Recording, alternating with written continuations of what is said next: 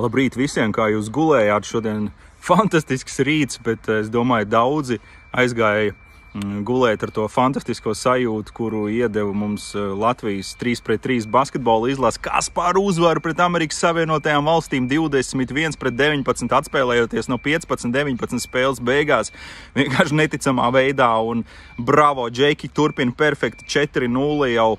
Mūsu komandai tad 7. spēļu dienā Latvija vēl arī uzvarēja Ķīnu 22-8 miljardu lielo Ķīnu, 2 miljonu Latviju uzvarēja 22-8. Bravo, bravo, bravo, un arī tad nakts spēlē krita 350 miljonus lielā Amerika ar rezultātu tātad 21-19. Tad 4-0 Latvija ir pirmajā vietā olimpiskajā atlases turnīrā šajā brīdī. Mūsu spēlētāji rāda fantastisku sniegumu, bet šobrīd ir tikai vēl grupu turnīrs, vēl 3 mači mūsu komandai priekšā, un tad arī redzēsim, kurā pozīcijā tad mūsu komanda finišēs. Tur būs ļoti svarīgi, vai mūsējie spējas iekļūt labāko divniekā. Ja tas notiks, tad Latvijas izlase uzreiz būs pusfinālā, tad bez ceturdaļfināla uzreiz mēs esam garantēti četrniekā, uzvarot vienu spēli. Tad pirmo varam tikt uzreiz finālā, pēc tam arī cīnīties par zelta medaļām. Tas būtiskākais, un šodien vēl 2 mači 3-3 basketbola izlasei, proti Latvija spēlēs pret 15. spēlēs pret Franciju, pret mainiekiem, bīstam komanda, bet noteikti mūsējie būs gatavi, parādīs labu sniegumu, un es ceru, ka var arī uzvarēt, lai gan, protams, tas nebūs viegli, īpaši pēc tā ļoti vēlā nakts mača, lai Džekis atzerās daudz kafijas, ja viņiem tas vajadzīgs, lai pamostos, bet lai viņi ir gatavi, uzēd krosānus, iemīļotos, un jā, mums vajag vēl vienu uzvaru, 5. uzvaru Latvijai, pēc tam vēlāk 20. Latvija pret Serbiju. Serbija tāda neērtākā pretiniece un iespējams mūsu galvenā pretiniece cīņā par olimpisko čempionu titulu. Jā, es runāju tādas ļoti lielas lietas, protams, piekritīsiet, tas tomēr ir, runāt par to, ka Latvijā kāds ir favorīts uz olimpisko čempionu titulu, tas nenākas bieži, bet mūsu 3-3 basketbola izlase parāda, ka viņi ir izcili, viņi ir ļoti labi un viņi var izcīnīt šo te zelta medaļu Parīzē. Te galvenais saglabāt abas kājas uz zemes, nekļūt pārāk pašpārliecinātiem, un otrais arī nenobīties no tās lielās iespējas, kas ir noteikti šo te mūsu puišu rīcībā. Tad šī iespēja uzvarēt olimpiskās spēles, otrās spēles pēc kārtas Tokijā jau viņi to paveic. Tā kā tas ir būtiskākais.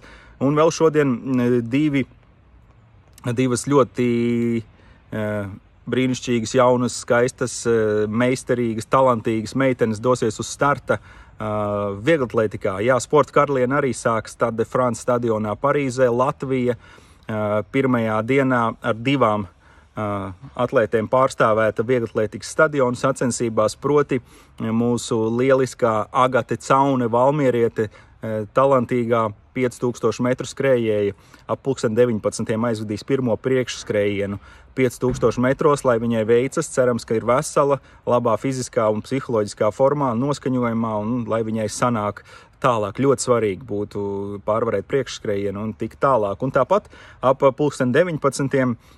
Vēnspilniece, brīnišķīgā studente no Amerikas Rūta Lasmane, mūsu 3-3 basketbolista Kārļa Lasmaņa māsa, arī startēs savās olimpiskajās spēlēs, un tātad viņai starts priekšā trīssoļlēkšanā sievietēm kvalifikācijā. Rūta, tu vari aiziet, lai tev izdodās, un visa Latvija ir noteikti ar mūsu sportistiem.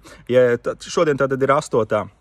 spēļu diena, nedēļa kopš spēles ir atklātas, bet vēl par 7. dienu ir būtiski pateikt, cīnījās mums abi BMX klasiskās trases meistari, Monika Stūriška un arī mūsu Kristens Krīgers.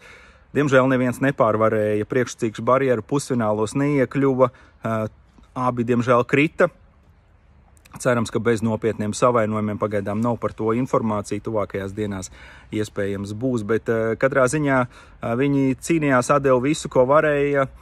Veronika Monika Stūriška bija vistuvāk pusfinālam, tajā cerība braucienā lielisks starts, viņai beidzot izdevās, visu darīja pareizi, bet pirms pirmās virāžas kaut kas pēc tramplīna samisējās un sāpīgs kritiens. Viņa tobrīd bija 3., 4. vietā. Ja būtu tikusi četrniekā šajā braucienā no 8 sportistēm, viņa būtu iekļuvusi pusfinālā, un tas tā cerība par olimpisko spēļu turpinājumu būtu dzīva, un viņi tātad cīnītos arī tālāk. Diemžēl šoreiz tas viss ir beidzies, bet Veronikai Stūriškai ir tikai 18 gadi. Veronika, tu esi lieliska, tu vari, un lai tev sanāk tālāk, un arī Kristenam, lai veiksmīgi nākamie starti. Tātad šodien 2 mači mūsu 3-3 meistariem, apakšgrupu turnīrs jau pāri ekvatoram, un tad jau redzēsim, kā mūsējiem veiksies. Mums ir 3 spēles atlikušas, tātad Serbija, Francija un Polija. Un, ja mēs uzvaram 2 no šiem mačiem, mēs noteikti esam ar garantētu vietu pusfinālā. Cerēsim, ka būs 3 uzvaras un bez zaudējumiem Latvija turpinās, bet katrā ziņā mums ir lieliska komanda, un paldies trenerim Raimondam Feldmanim, paldies katram no 4 džekiem, kas ir pieteikumā, paldies tiem mūsu 2 lieliskajiem zelta vīriem, Čavaram un Krūmiņam, kuri ir izdarījuši ļoti daudz treniņu procesā, bet viņi netika sastāvā šajā te četrniekā, Francis Lācis un Zigmārs Raimo viņa vietā, bet es domāju, šis viss sešinieks ir kā vienota dūra, un viņi mums sagādā neticams, absolūti neticams emocijas. Tā kā lai veicās, un cerēsim uz tiešām ļoti augsta līmeņa turpinājumu olimpiskajās spēlēs, un es nezinu, kā jums, man vieglatlētika ir viena no tām disciplīnām, kuru es gaidu personīgi visvairāk, un es ceru uz tādām interesantām sacīkstēm, jo tas, ko sportisti dara vieglatlētikas stadionā, es varu tikai viņus abrīnot. Tas ir lieliski. Tātad šodien 8. diena olimpiskajās spēlēs, un tiksimies pēc tam ar šo te apskatu pēc 8. dienas, kad sacīkstes jau būs noslēgušās. Uz priekšu Latviju, par katru mūsu sportistu atbalstam. Viņi noteikti jūt mūsu atbalstu tur tālajā Parīzē, un novērtēsim katru, kurš ir iekļuvis olimpiskajās spēlēs, jo tas ir milzīgs darbs, milzīgs talants, liela uzupurēšanās, un tas ir patiesi apbrīnojami. Mēs, kas esam šie 100 000 pie televizora ekrāniem, varam tikai just līdzi, bet tas, ko sportisti izdara, lai nonāktu olimpiskajās spēlēs, tas nav īsti vārdos izsakāms. Paldies katram no jums, uz priekšu Latviju, un gaidam brīnišķīgus startus tālāk.